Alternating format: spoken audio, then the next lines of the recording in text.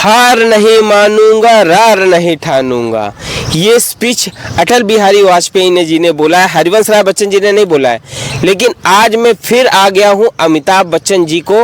अमिताभ बच्चन, मैं नीलेश चतुर्वेदी हूँ। हाँ। जबलपुर से हूँ। जबलपुर से। सर, अमिताभ बच्चन जी को जानते हैं आप? अमिताभ बच्चन जी अपने फिल्म जगत के बहुत ही अच्छे सुपरस्टार रहे हैं और हैं। उन्होंने जो फिल्म इंडस्ट्री के लिए जो उन्होंने काम किया है वो बहुत ही सराहनीय है।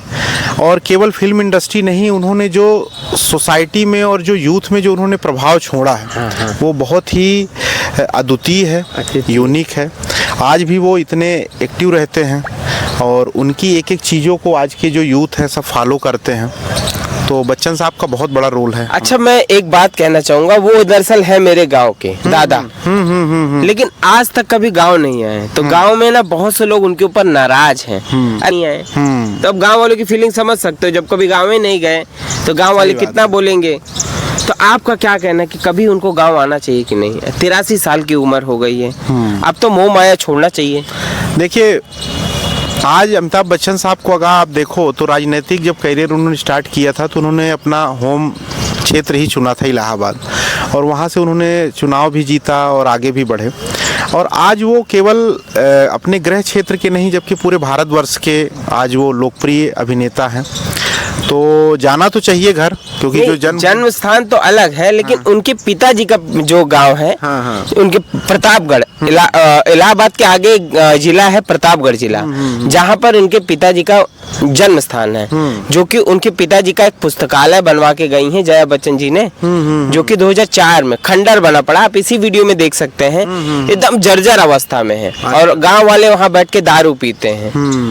भाई देख, कहीं ना कहीं दादा जो सच्चाई है वो बता रहा हूँ मैं, आपकी इमेज खराब नहीं कर रहा हूँ, बाकी जो सच्चाई है वो बोल रहा हूँ।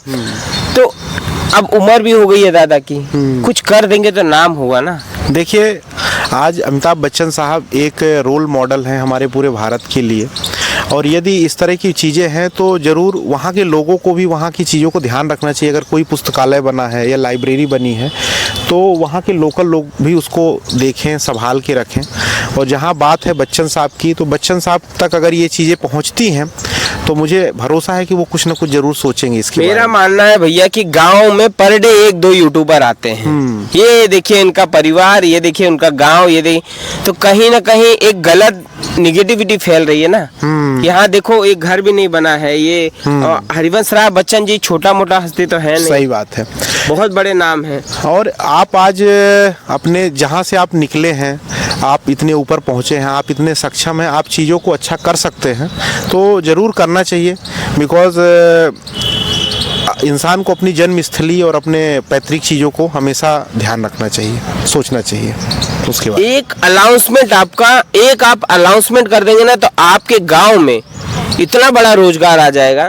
भाई अगर वहाँ कुछ बनेगा तो राम मंदिर प्रतापगढ़ से बहुत नजदीक है। बिल्कुल सही। तो राम मंदिर के यात्री नहीं आएंगे गांव?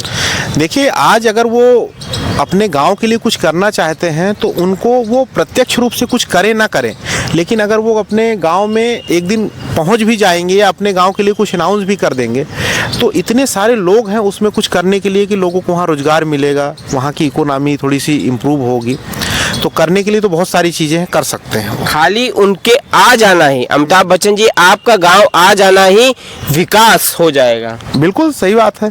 सारी एजेंसियां, सारे, अब विश्वास कर लीजिए दादा कि आपके आने से गांव में इतना बड़ा रोजगार आएगा कि 3-4 पीढ़ियां तो आपको ऐसे ही याद करेगी।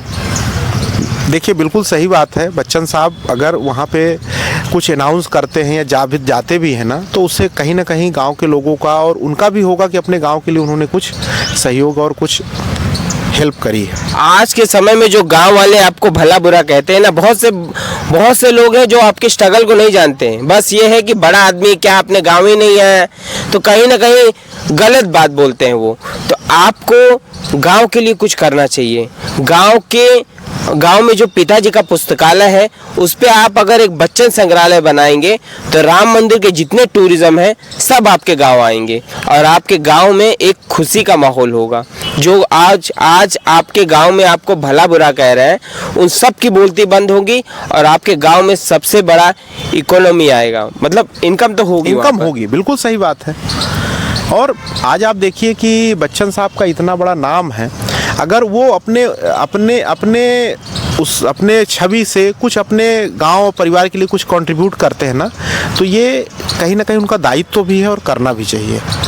क्योंकि कहते हैं ना कि यदि कोई पेड़ है बड़ा हुआ है तो उसकी छांव तो लोगों को मिलनी चाहिए ना, तभी तो वो बड़ा हुआ है। अगर वो पेड़ पूरे फल अपने खुद खाएगा तो शायद उस पेड़ की उतनी वैल्यू नहीं होगी। तो आपसे दूसरों का जब फायदा होता है ना, तो सही सक्सेस वही कहलाती है। बड़ा हुआ तो क्या हुआ, जैसे पेड़ खजूर, पंछी को छाया नहीं, फल ला गया थी दूर, ये फिट बैठ रहा है। बिल्कुल सही, आपने एकदम सही लाइन बोली है।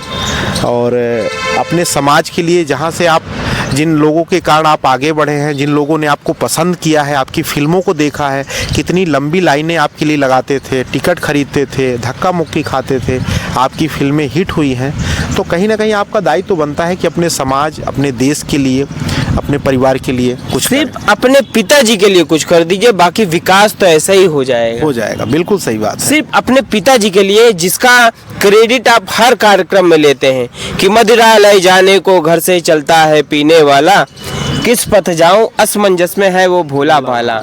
अलग अलग पथ बतलाते सब, पर मैं ये बतलाता हूँ कि राह पकड़ तू एक चला चल, पा जाएगा मधुशाला।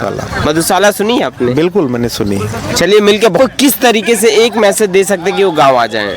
देखिए, मेरा मैसेज उनके लिए यही है कि आप फिल्म जगत के इतने बड़े स्टार हैं, यदि आप अपने पिताजी के पैतृक निवास के लिए कुछ कर सकते हैं तो ये वहाँ के लोगों के लिए बहुत बड़ी आपके द्वारा की गई एक कृपा होगी और आपको जरूर करना चाहिए। यही मेरा उनके लिए एक सलाह है।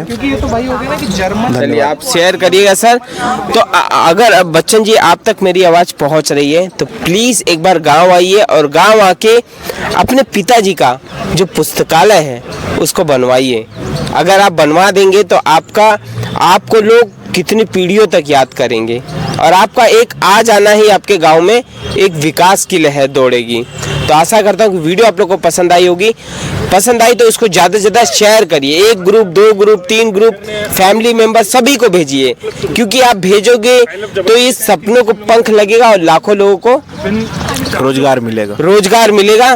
तो मिलते हैं ऐसे अगली वीडियो में, तब तक के लिए thank you for watching, bye, जय श्री राम।